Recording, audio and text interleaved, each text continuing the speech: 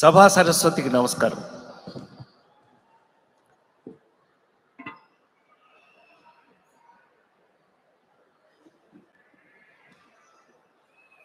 ఏదో హుషారు తగ్గింది, ఎక్కడో డల్ అయ్యారు మీరు.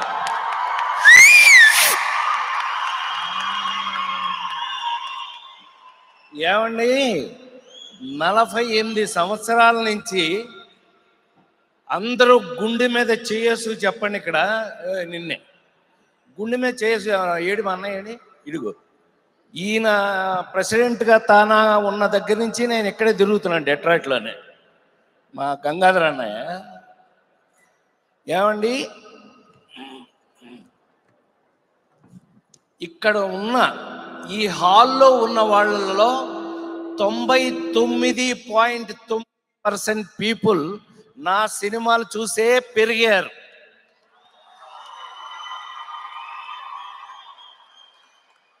నా సినిమాలు ఇప్పటికీ మీరు చూస్తున్నారు.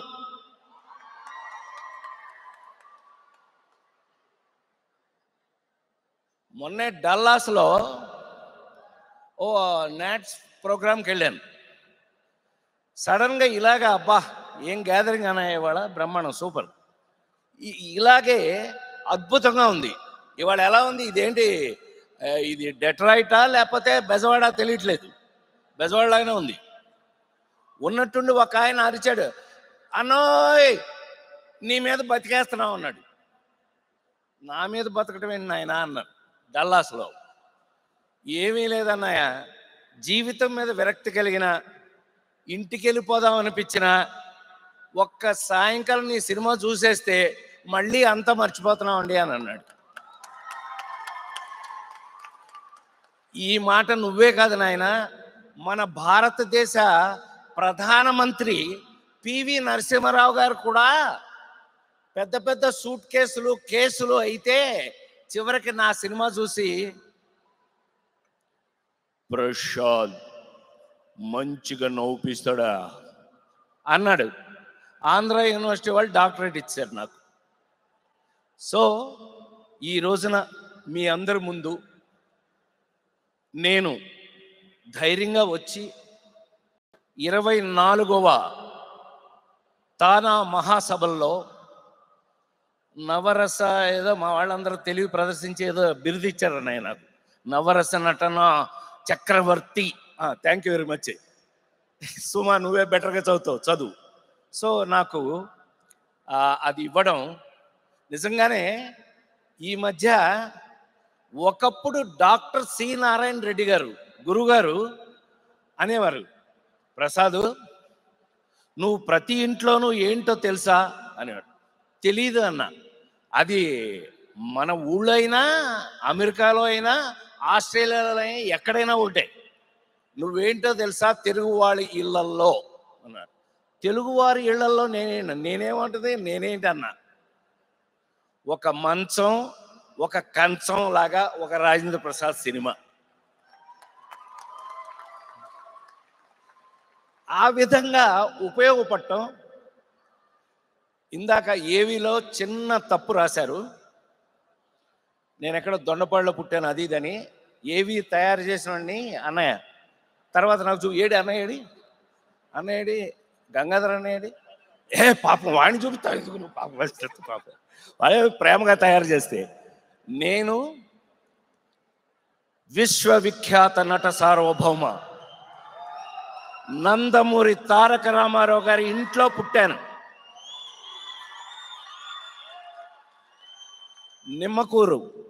నిమ్మకూరులో రామారావు గారి ఇంట్లో మా నాన్నగారు ఆ ఊర్లో స్కూల్ టీచర్గా వెళ్ళి ఆ ఇంట్లో మేము 24 సంవత్సరాలు కలిసి ఉన్నాం. ఆ టైంలో మా అమ్మగారు నన్ను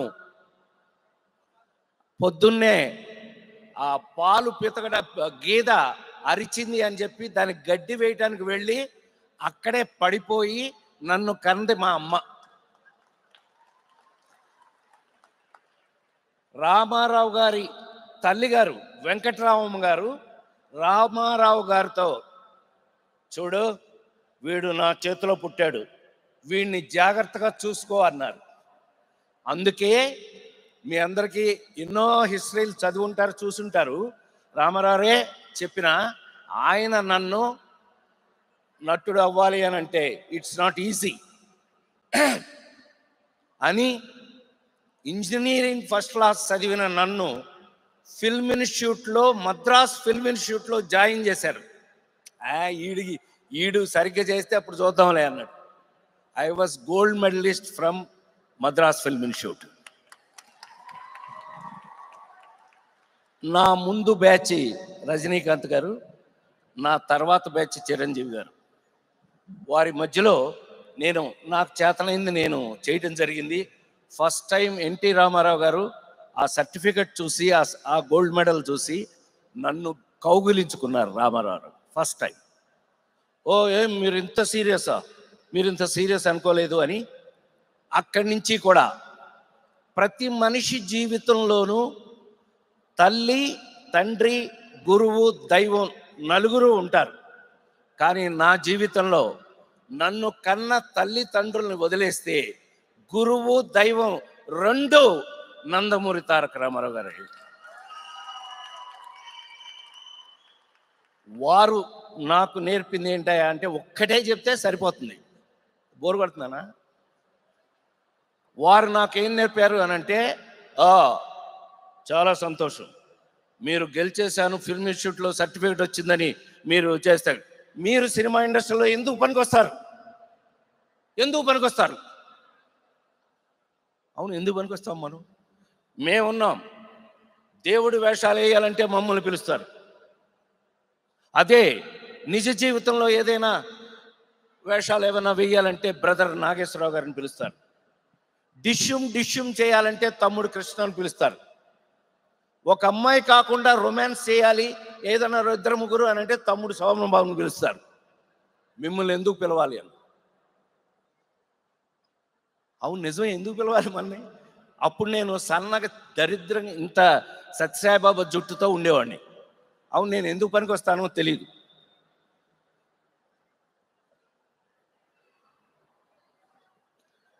భగవంతుడు ఎప్పుడు కూడా మీ అందరూ ఊరు కాని ఊరిలో, దేశం కాని దేశంలో ఇంత దూరం వచ్చి ఎలాగైతే మీ జీవితాలని ఆనందమయం, మీరు అద్భుతంగా మన వాళ్ళందరినీ ఆనందపరుస్తున్నారో అలా భగవంతుడు ప్రతి మనిషికి ఒక దోవ చూపిస్తాడు. అదే చార్లీ చాప్లిన్ ఫిలిం ఫెస్టివల్ వారం పాటు చూసిన వెంటనే భగవంతుడు నాకు అవకాశం ఇచ్చాడు. బ్రెయిన్లో యాక్షన్ హీరో కాగలేంది, రొమాన్స్ హీరో కాగలేంది, కామెడీ ఎందుకు హీరో కాదు? లేడీస్ టైలర్, కొడితే కొట్టడం, లేకపోతే మానేయండి. ఊరికే ఏదో కొట్టా. లేడీస్ టైలర్ సినిమా దగ్గర నుంచి జమచచ్చా ఉరుగా బాగోదు. ఆ రోజు నుంచి ఈ రోజు వరకు కూడా నాకున్న అదృష్టం ఏంటంటే సైమల్టేనియస్గా కామెడీతో పాటు కాశ్మోరాల దగ్గర నుంచి, ముత్యమంత ముద్దుల దగ్గర నుంచి ఆ నలుగురు సినిమా వరకు కూడా మా మురళీమోహన్ అన్నయ్యకి ఆ నలుగురు అంటే చాలా ఇష్టం. ఆయన ప్రత్యేకంగా నాకు ఫోన్ చేసి మరీ చెప్పారు, రాజా బాగా చేశారా, థ్యాంక్ యూ, బ్లెస్సింగ్స్. వారి బ్లెస్సింగ్స్ తీసుకుని అలాంటి సినిమా వరకు చేయటం అని అంటే సింపుల్గా చెప్పేస్తా. ఏమండి, ఒక నటుడికి అన్నయ్య నిజంగా చెప్పు మురళీమోహన్ అన్నయ్య, నీకు వచ్చిందా అవకాశం? ఈయన సినిమాలో ఫేవరెట్ నాకేంటో తెలుసా? జ్యోతి. నాకు జీవితంలో యాక్టర్గా సినిమాల్లో పెళ్లి చేశారండి. పెళ్లి పుస్తకం, శ్రీరస్తు శుభమస్తు. ఏమండి నవీన్ గారు, ఈ నవీన్ గారు ఫస్ట్ సినిమా తీసింది నాతో, చెప్పలేదు ఇందాక. భగవంతుడు అద్భుతమైన వేషం ఇచ్చారు. Thank you sir. ఏమండి, సినిమాల్లో పెళ్లి చేసుకున్నాం, పెళ్లి పుస్తకం. నాకు మొన్నే షష్టి పూర్తి వరకు చేశారు సినిమాల్లోని. షష్టి పూర్తి అని సినిమా మొన్న తీశారు. సో ఒక నటుడికి అదే సినిమాలో పెళ్లి చేసుకోవడం దగ్గర నుంచి షష్టి పూర్తి చేసుకునే అవకాశం రావడం నిజంగా భగవంతుడు నాకు ఇచ్చిన అదృష్టంగా నేను భావిస్తూ, ఇలా ఎన్నో రకాల పాత్రలో ఒక నటుడు ఎన్ని విధాలైనటువంటి డిఫరెంట్ క్యారెక్టర్స్ చేయొచ్చో అలాంటి డిఫరెంట్ రోల్స్ వచ్చి ఈ రోజు వరకు కూడా మీ అందరి ముందు నిలబడి ఇంకా నటుడుగా ఉండి, అంతకంటే ఇంపార్టెంట్ అది ఇందాక మనం అనుకున్నట్టుగా మీ అందరూ ఇక్కడున్న ప్రతి ఒక్కళ్ళు కూడా నా సినిమాలు చూస్తూ పెరిగారు, నా సినిమాలు చూస్తూ ఉన్నారు. కాబట్టి నాకు అది అదృష్టంగా భావిస్తూ, ఇంకా మీ మీ అందరి బ్లెస్సింగ్స్తో, ఇంకా భగవంతుడు నాకు ఇచ్చిన అవకాశం వరకు నేను మీతో పనిచేస్తూ మీకు ఉపయోగపడే సినిమాలే చేస్తాను అని మరొక్కసారి మనవి చేస్తూ, బికాస్ మీకు ఎవరికైనా స్ట్రెస్ వస్తే ఒక సినిమా రాజేంద్ర ప్రసాద్ సినిమా వేసుకోవచ్చు అనే ధైర్యాన్ని కలగజేసిన నేనొక్కడిని కాదు, నా రచయితలు, నా దర్శకులు, నా నిర్మాతలు అందరూ కూడా అందులో పార్ట్నర్షిప్ ఉంది. వాళ్ళందరి వల్ల ఇంకా నేను పని చేయగలుగుతున్నాను అనే ధైర్యాన్ని ఇస్తూ, ఏమండి తానాలు అవి ఎంత అద్భుతమైన తానా, ఇందాక ఎవరో చెప్పారు ద వరల్డ్స్ బిగ్గెస్ట్ ఆర్గనైజేషన్ అని. It's not a biggest, it's a greatest organization. TANA అనేది ఇట్స్ నాట్ ఎ జోక్ అండి. మీకు సుమా నోట్ చేసుకో సుమా, తానాకి నాకు సరదాగా లింక్ ఉంది. ఏంటో తెలుసా? తానా మొదలైంది 1977. నేను సినిమాల్లో ఫస్ట్ వచ్చింది 1977 స్నేహంతో. తానా వయసు నా సినిమా వయసు రెండు ఒకటి. ఎలాగుంది? Super matter.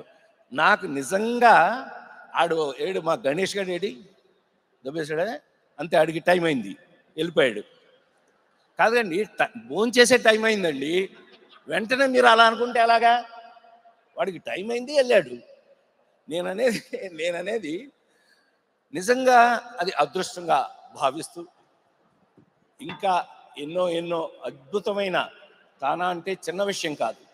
అందుకే మమ్మల్ని ఎవరైనా పిలిచారు అని అంటే పరిగెట్టుకుంటూ వస్తాము అనేది ఒక మాట అయితే, నిజంగా దానికి ఉన్న వాల్యూని మీలాగే మీ వల్లే ఇంకా పెరిగి మనిషి హ్యూమానిటీ అంటే పక్కవాడికి సహాయం చేయటం.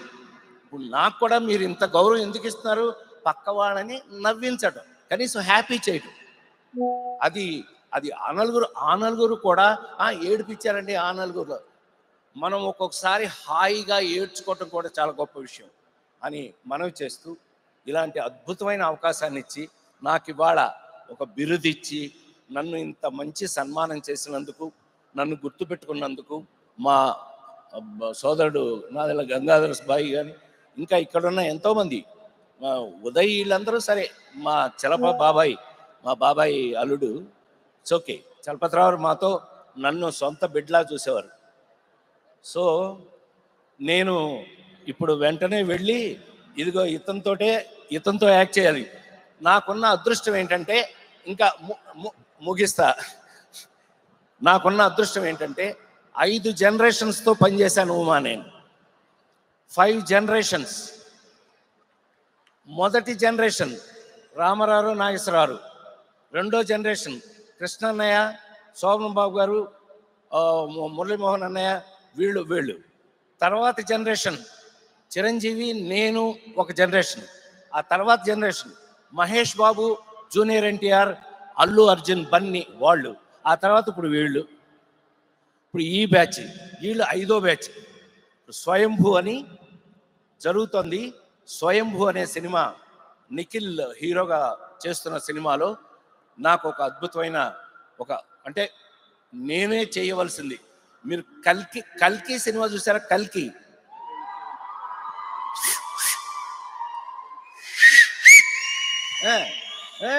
మరి కల్కి వరకు చేశాను అంటే అదృష్టమే కదా. ఇవాళ ఈ సినిమాలో కూడా అంత మోస్ట్ పవర్ఫుల్ క్యారెక్టర్ స్వయంభూ అని తను హీరోగా యాక్ట్ చేస్తున్నాడు. నా డ్రీమ్ అండి. ఒక 1 సెకండ్ సార్, నేను తీసుకుంటాను sir.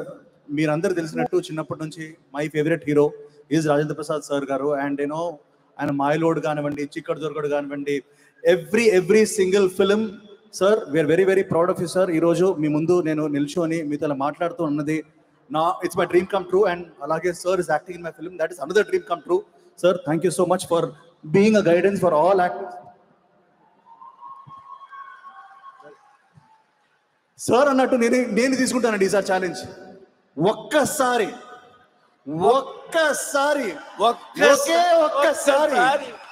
For one of the best actors Indian cinema has seen, Rajendra Prasad గారి కోసం a big round of applause and a big standing ovation sir.